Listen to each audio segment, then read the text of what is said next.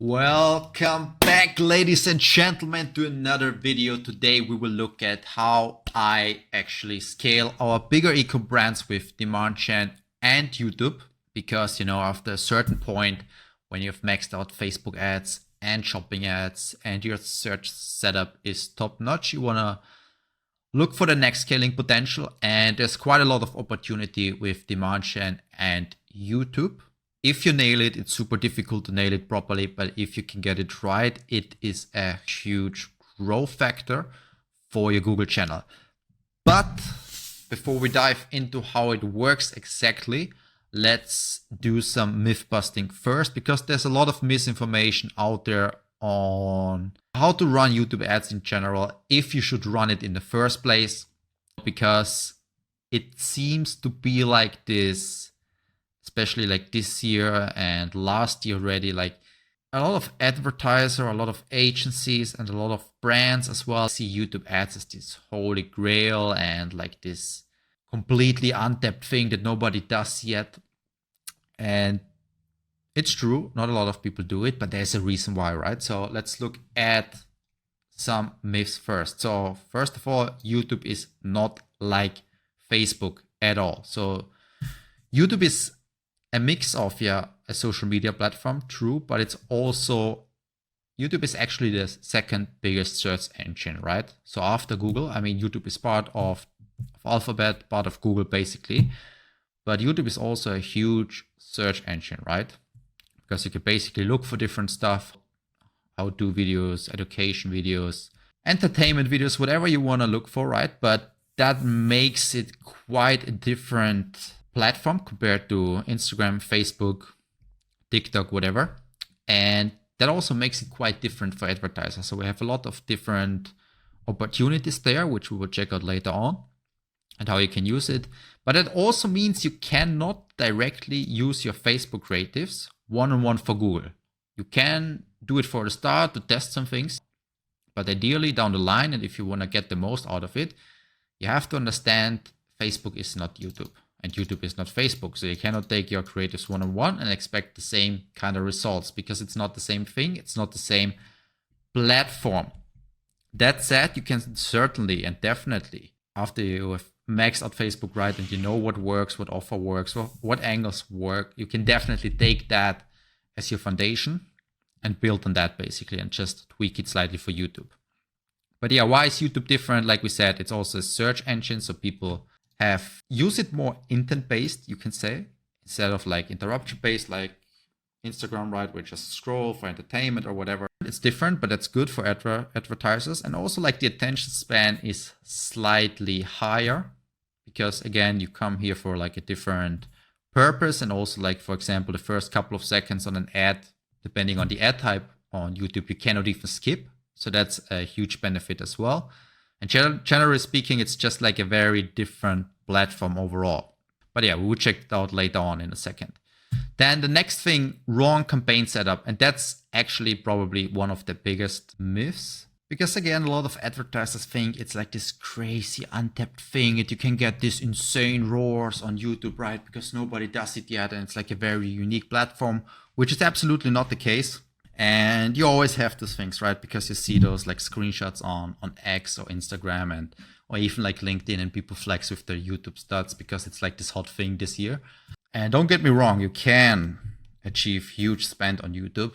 You can obviously achieve good numbers and good revenue there. But in reality, like in most cases, it works slightly different. And in order to get the most out of YouTube, you actually don't always go for the kill directly. And it's definitely not the type of campaign that, generally speaking, achieves the biggest ROAS for you. That just doesn't make sense, because YouTube is for scale, right?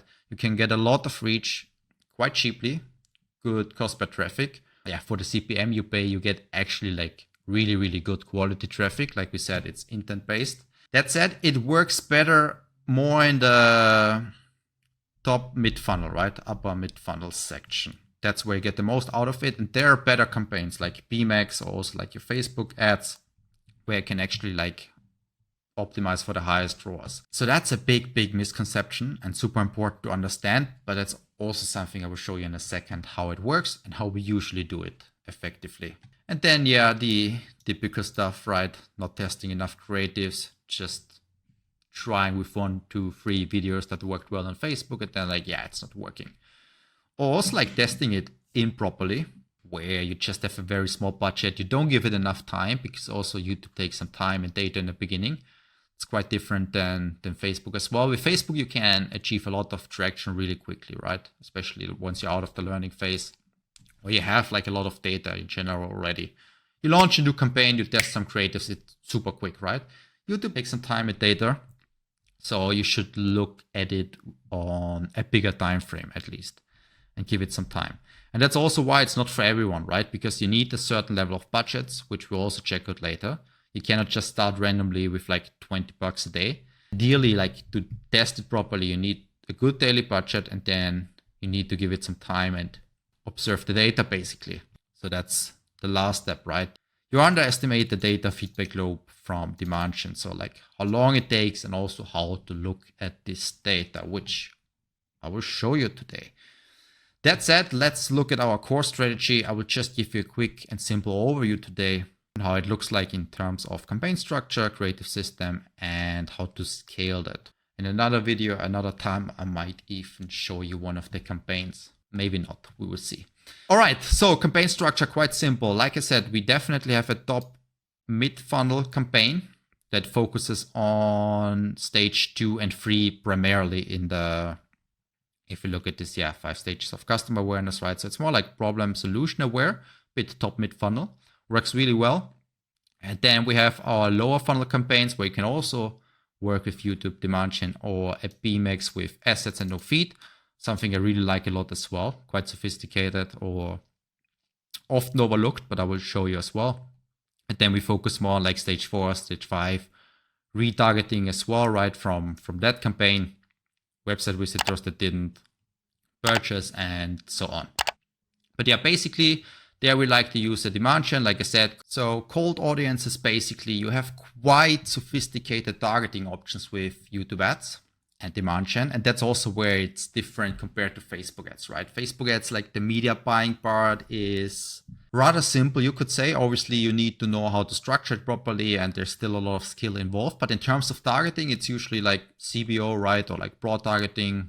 You can play around with it a little bit, but there's not that much to it, right? But with YouTube ads, actually, you should utilize the targeting options that you have, especially in the beginning. And then later on, you know, like once you get some momentum going and you scale, then we also go broader. But in the beginning, usually, like for me, I still see the targeting working quite well. Because if you go broad right from the start, you usually like burn through a lot of budget and you don't get that much out of it, especially when you're still testing, right? So you want to keep it like very tight. That said, you still want to take these high intent audiences and basically take them as a basis for lookalike audiences that works really well, or even like custom segments, right? Where you take your high performing search terms from your search campaigns and use them as the basis of the targeting. So that's like, you have really top-notch targeting options there. Like we said, so lookalike audiences, high purchase intent overall, high performing custom segments, right?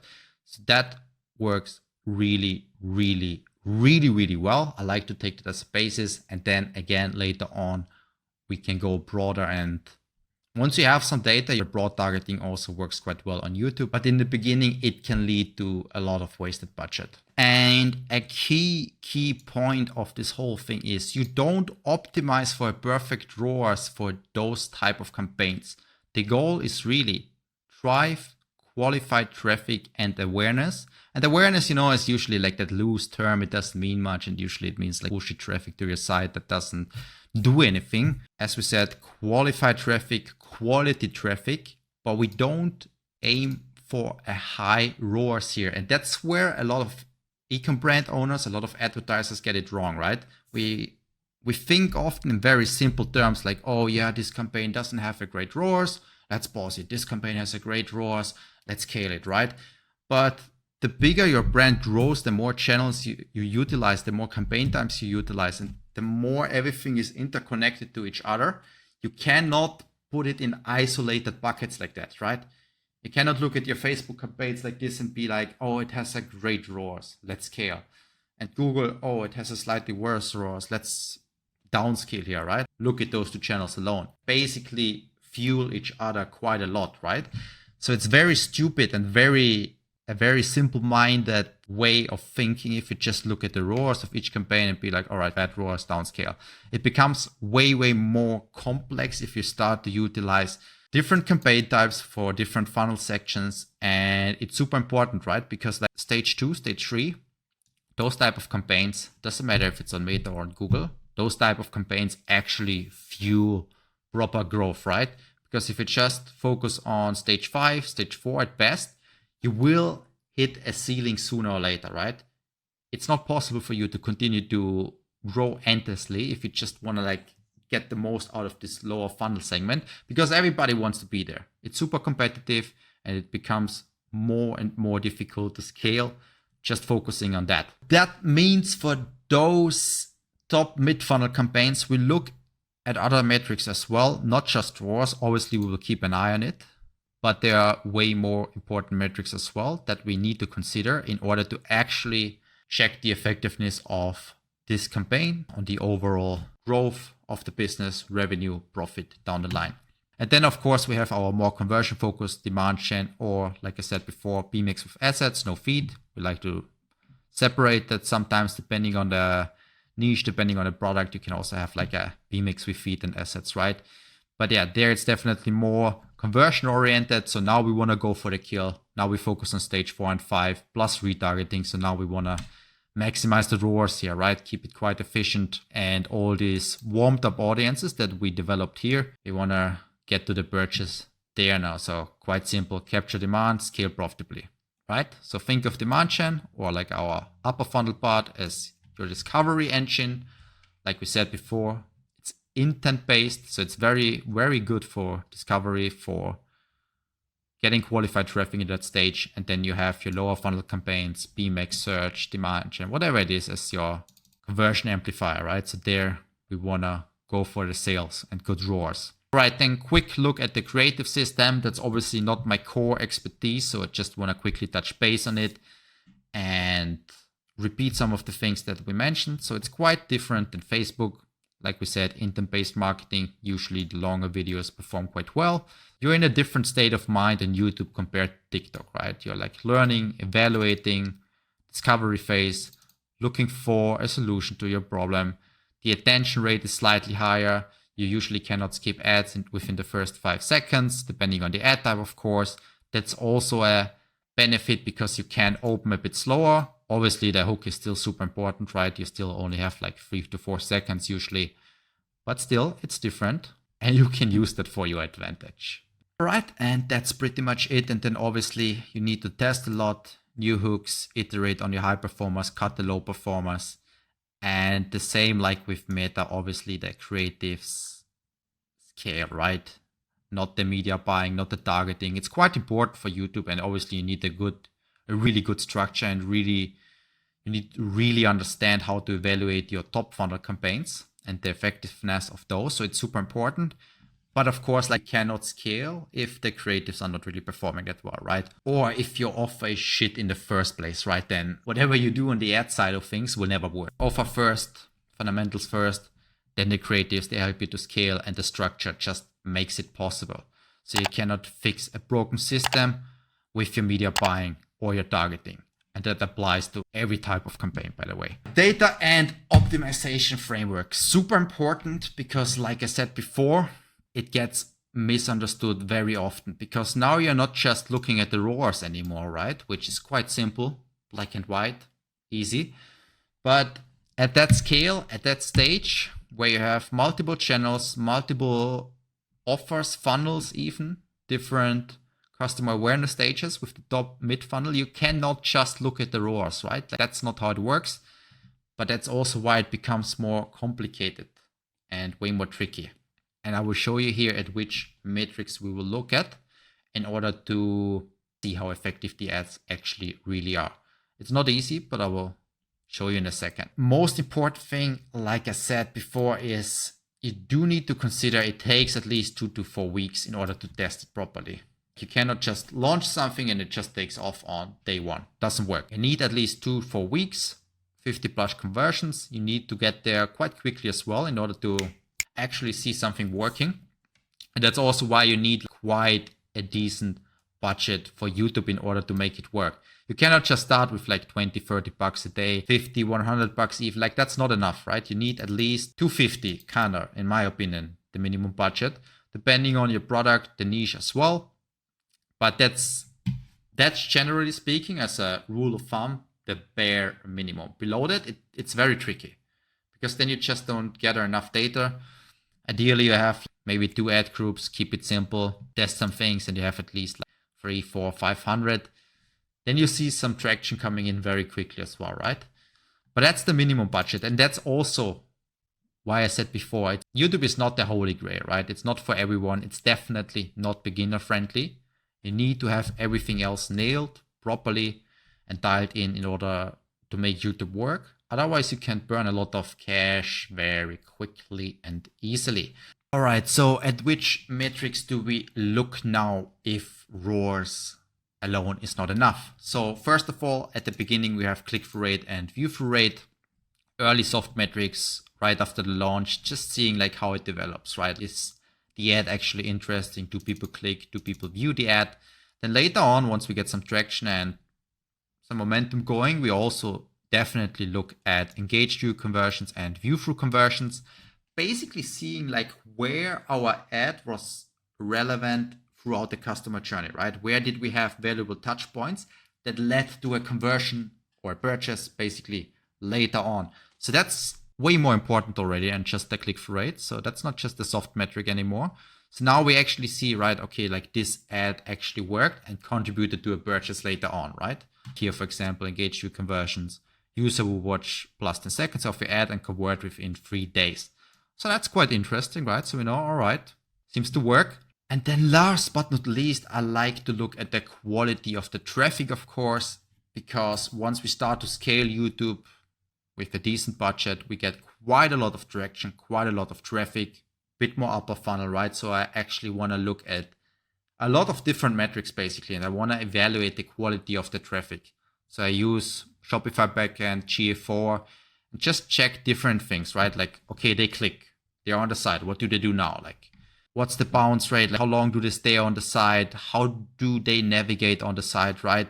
What can I learn from that? Basically just beyond click-through rate, beyond view-through conversions, how do they interact with the site? Is there anything that stands out, right? Pattern recognition, super important.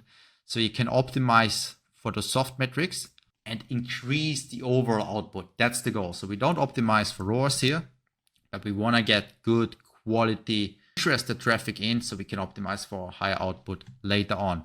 So that part, that sentence, super important. That's basically the key of the whole thing. You watch for engagement signals, right? Valuable engagement signals and not just the ROAS. That's pretty much it. And then in terms of optimization flow, like we said, after you get some traction, after you scale up, you focus on your top 20 creatives, you cut the losers, obviously. And then with the top 20 creatives, you just iterate, try different hooks, see which concepts are working, which angles are working. Obviously, you should have a lot of experience from your Facebook ads already, but then basically just tweaking and optimizing for YouTube as well. Cool, let's move on. Scaling phase, quite simple then. Like once you see some traction again, and those soft metrics are satisfying and you can see an uplift in your overall performance, right? Increased revenue, better profit down the line. Then you start to scale. You should aim to scale quite a bit in the beginning. You don't want to be stuck at 200 to 50. Like I said, that's the bare minimum. The real magic happens once you get some scaling, right? Once you go to like 500, 1K a day, that's when it becomes more fun. And that's also when you gather more data quicker. So you can just make bigger moves quicker. So that's more fun. But yeah, scaling quite simple. Honestly, you just need discipline, which means you stick to your creative testing processes, constantly tweak things. And in terms of campaign structure, you just keep at it basically. So you have your top funnel campaigns. You just consolidate what's working, like we say here. So you consolidate your best performing audiences after you see what's working. Maybe broad targeting works quite well at this stage already. Just keep it simple. Just stick to that. Increase as much as you can. Then obviously like catch those conversions in the lower funnel. Once you have something that works though, right, in the upper funnel, then obviously if you continue to test, do it in a new campaign then. You don't want to split it up too much, but you also don't want to mess up something that's working quite well. Key takeaways, just a quick recap, quick summary. I think the main thing, like I said before, YouTube and demand gen is not like Facebook ads, it's intent-based. It's quite different and you have to understand the difference, especially with the upper funnel campaigns. So you nail that at which metrics to look at. Then structure, obviously a good structure beats every weird kind of hack. A good structure with the right creatives is better than every weird targeting or bidding strategy hack, right? Always. Doesn't matter what it is, always. That's super important. Obviously, creative is king. And then last but not least, super important, especially for YouTube and the upper funnel campaigns. You have to understand how to look at the data and you have to be patient enough to give it some time in order to properly evaluate the performance of your campaigns. And that's it, ladies and gentlemen, for today. See you in the next video. Bye-bye.